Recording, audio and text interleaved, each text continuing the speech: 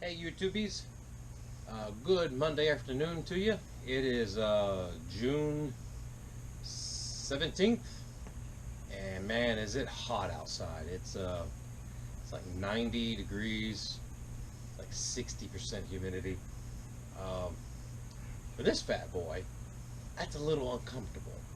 Um, got a couple projects around here on the farm that I need to get addressed. One of them is I need to install air horns on my big old truck. My old set of air horns kind of bit the dust on me. Didn't work the way I wanted them to begin with. But I got new ones, and I'll get to it sometime today. But since it's oppressively hot, what I figured I'd do right now is just kind of come down to the garage and tool around a little bit on this bad little girl. For those that don't know, this is a new to me 2003 Honda VFR 800 Interceptor. It is a V4 for those that have inquired. It's a fuel injected version. It's got a couple character. Let me pick it up and move the camera around a little bit. It's got a couple of character flaws that came with it. It's got a long checkered and fun history, but I picked this up from a buddy of mine in Tennessee. He wanted to kind of keep it in the family, so to speak, and so he was really super kind to bring it to us, and I'll put a link to his YouTube channel in the description below. But again, this is an 03 Honda VFR. It's got Öhlins rear shock. It's got Race Tech front forks, steel braided brake lines across both front and rear, and it's a linked brake system, so all the way across the board, steel braided brake lines. Steel braided brake lines on the clutch reservoir. As far as I know, it has had the ever problematic regulator rectifier swap out done to it. Anybody who knows anything about VFRs knows that they always seem to have electrical problems. I believe this one's had the upgraded kit installed upon it. It's got frame sliders. Currently it has Michelin Pilot Road 4s. I think I got maybe 1,000 miles on them. They're in pretty good shape. I'll let you know in the future as to how they wore down with my squiddly driving. But I mean, you see it's clean. It's got a Sargent second look seat on it. I mean, it is, you know, for a motorcycle that is 16 years old. Let's see if I did the math. Yeah, 16 years old. I mean, it's pretty damn fine looking. It's got a couple character scratches, you know, but that's what you get when you get a vehicle this old. And it's been down, you know, once or twice with the previous owner. So, you know, it is what it is. She's got almost, I want to say, right at about 35,000 miles. And I don't have the light turned on in the garage, but I mean, come on, you should be able to pick this up pretty quickly. It's a clean bike. Went out and got a tank mount for it so that I could carry, you know, my European man satchel. It came with Givy bags, both side bags and the hard bag up top. I don't have either of those bags here in the garage space and all that stuff. Plus, when I'm not going to ride it for a couple days, I take the bags off and leave them inside. That way I know they stay scratchless. But anyway, this again is my 03, and this is what we're going to do to it. Got a box. Yay. Got a box. Picked it up off of Rocky Mountain ATV. And what we've got are some auxiliary lights. And I'm sure you guys will give me your opinions, but I'll have to put a link to what these are below. Here, let's see if it picks that up. So they're LED light cubes. They're going to be used as auxiliary, basically an auxiliary light bar. I'm going to try to mount them on the forks. And everybody says, well, why do you want to do that? Well, I do a little bit of riding at night sometimes. I don't usually get back until the dark, dark 30. Um, and who says you can't have more light? More light's good, right? And so if you put brighter headlights on a bike, that's great and wonderful. Um, they do a fantastic job, but they're what I call linear. I mean, you turn the wheel, the headlight still stays the same. Whereas if you turn the forks, or maybe if you lean, as you turn the forks, that'll give you more lighting. So what I'm thinking of, and I haven't made up my mind yet, is I'm either going to mount them somewhere up in this range, maybe up in here somewhere, or I'd like to see what kind of mounting fabrication I can do to possibly mount them on the forks. Maybe use some kind of strap or something to mount. It depends on how much they vibrate and whatnot, but mount them here or mount them up on the fender flare somewhere, and get it so that when you turn the wheel, the headlight turns, and in turn, hopefully, maybe as you're leaning or whatnot, it illuminates more of the road. So today is all about fabricating and seeing what works and what doesn't. Probably won't get into the details of wiring it all up, but anyway, that's what I'm going to plan on doing this afternoon.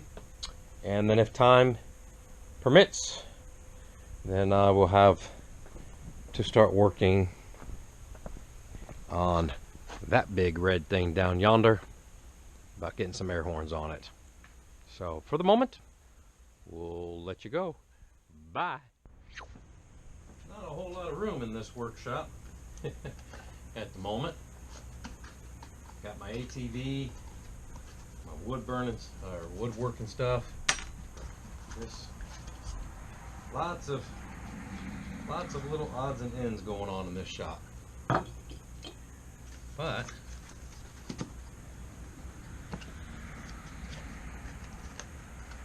this thing is it's a slasher LED light bar cube. I'll put the link for it below, but kind of cool. Kind of cool looking little thing. Got a little bit of a adhesive on it that I got to work on, but kind of a cool looking kit, don't you think? So yeah, be interesting to see how this thing all lines up.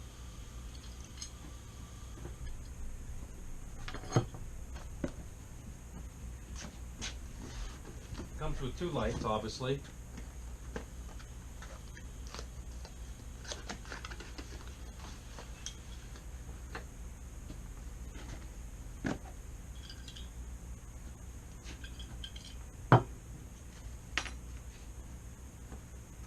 And comes with a it should be pretty simple wiring kit.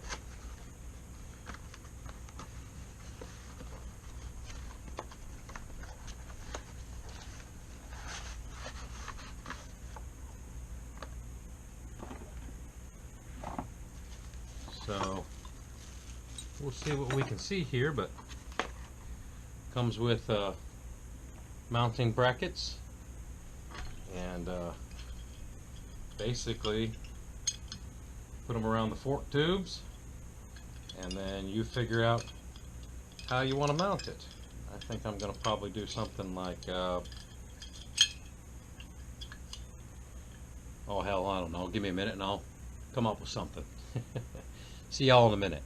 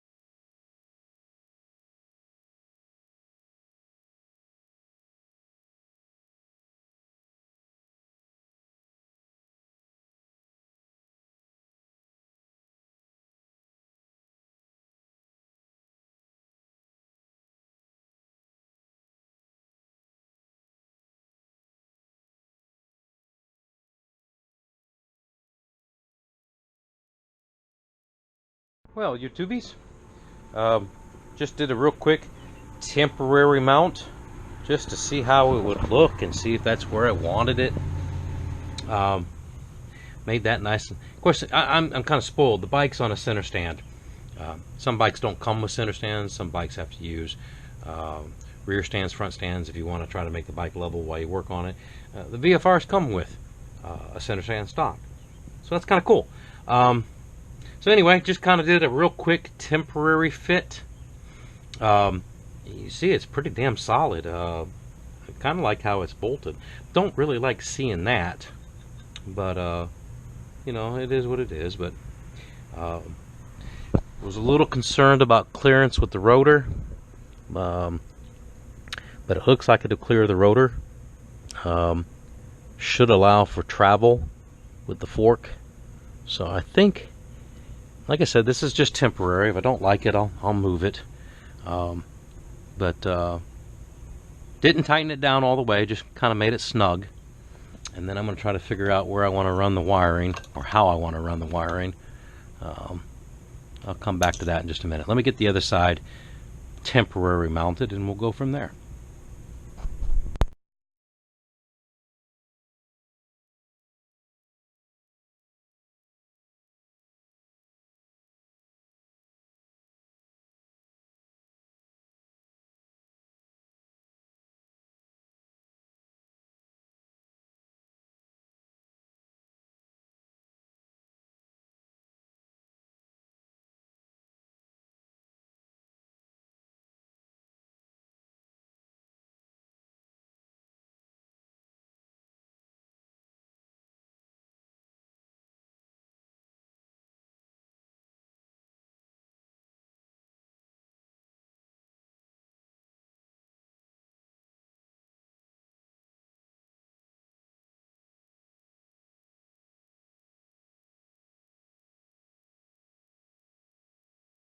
Well, hey, YouTubies, boys and girls.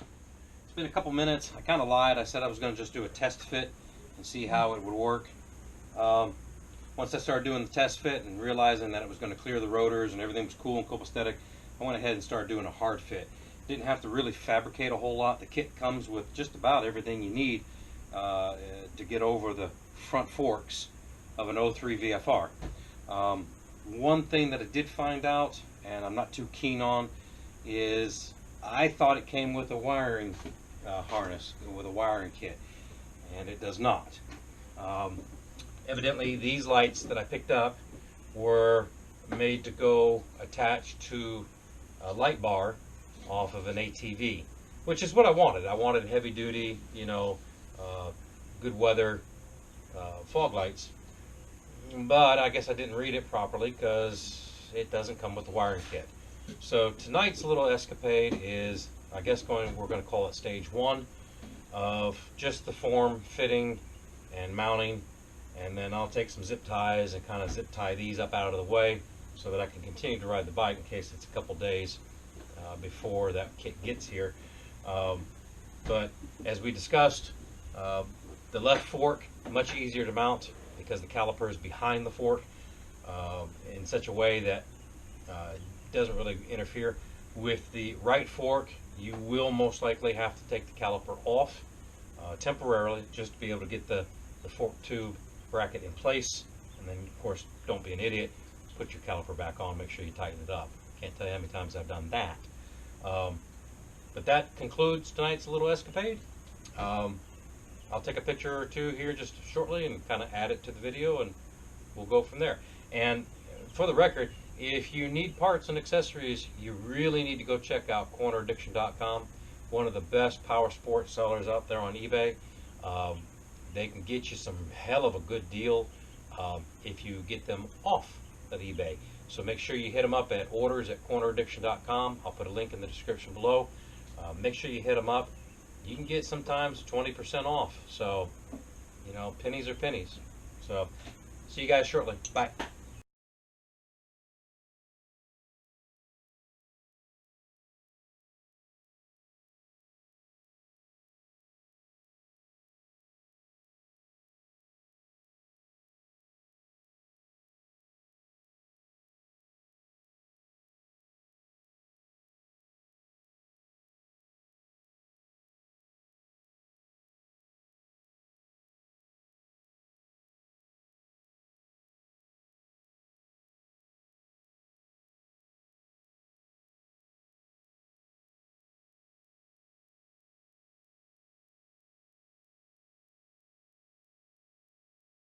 Yesterday, the wiring kit arrived, and today we're gonna, I guess, wire it up and see how it rolls.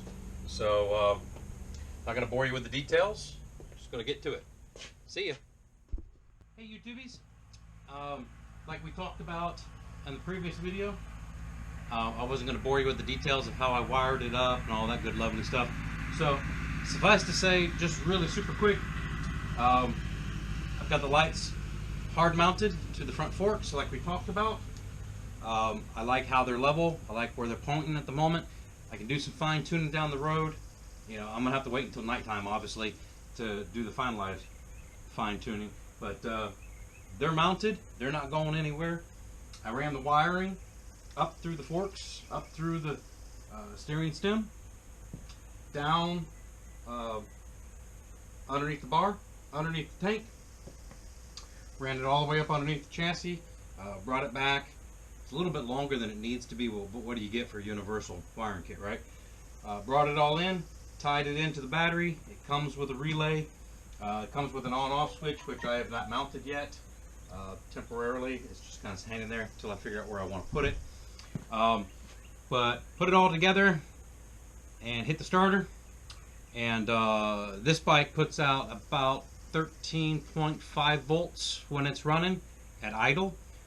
Take it up to about 4,000, 5,000. It jumps up to almost 14 volts, which is well within specs. I was concerned about whether or not the LEDs would pull too much power. VFRs are known for bad stators, rectifiers, regulator type situation. As I said in the previous video, I'm pretty sure this one's already had the upgrade kit done to it. So I was a little concerned about how much power it was pulling. At idle, it went from like 13.5 down to 13.3, which is again within acceptable limits. Rolled on the RPM, took it up to normal cruising RPM. It went right back to where it's supposed to be. That's cool, kosher. So, from an electrical point of view, I've got an LED light bar cube situation up front. I'm charging through a cigarette lighter adapter over by the battery. I've got a USB micro cable ran up front to charge my phone when I'm on long trips. I've got another one ran all the way up front to charge my GPS when I'm running. I'm sorry, not GPS, GoPro. You know, GoPros only last about 2 hours, so mine stays on charge when I'm running. So, cubes, cell phone charging, GoPro charging, power commander, LED lights in the back and front. I mean, this puppy's pretty well farkled up. And I'm still getting, you know, 13.4, 13.5 at idle. So I'll keep you I'll keep doing a video update down the road to see whether or not, you know, there's an electrical problem. Previous owner did tell me that there was an electrical draw on the machine. He didn't tell me why or where it came from. I'm going to presume it's probably the power commander. So I do have to put it on charge like every 4 days. If I know I'm not going to ride it for a period of time, I'll put it on charge. But since I ride it almost every day, haven't had to put it on charge. Just some ideas. I'll keep on trucking. I'll button it up and show you what it looks like here shortly. Bye. Hey, YouTubies. Like we've said in the previous videos, got the new LED light bar / cubes from Slasher installed. Not had a chance to go out and test them. As you can see, it's in the middle of the day. So later tonight, I'll probably pull her out, shine the light somewhere, and do some fine tuning to it. But installation was pretty easy. Came with the mounts, like I showed in the other videos. Came with the mounts.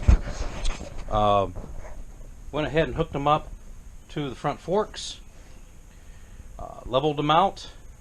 Ran the wiring up through the forks. Up underneath the steering stem area. Brought it down underneath the tank. Hooked it up into the battery. Comes with a little bit longer wiring harness cord than I'd like, but you know, it's universal, so they don't know what you're going to use it for, so you know, why not? But as you can see, it does not interfere with the turning of the wheel, so it doesn't affect any of the steering. Kind of zip tied the wiring to my steel braided brake lines. Pretty safe and secure.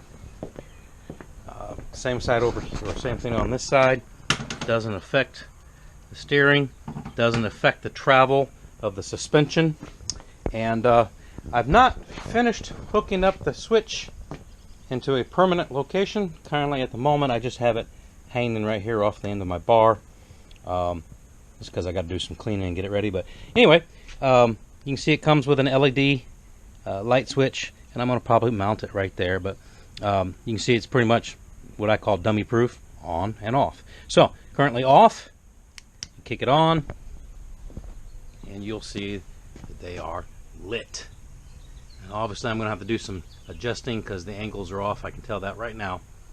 But easy to fix. And come back over, and when you're done, turn it off. It's got a relay on it, which makes it really cool. And I'm going to probably mount it right here.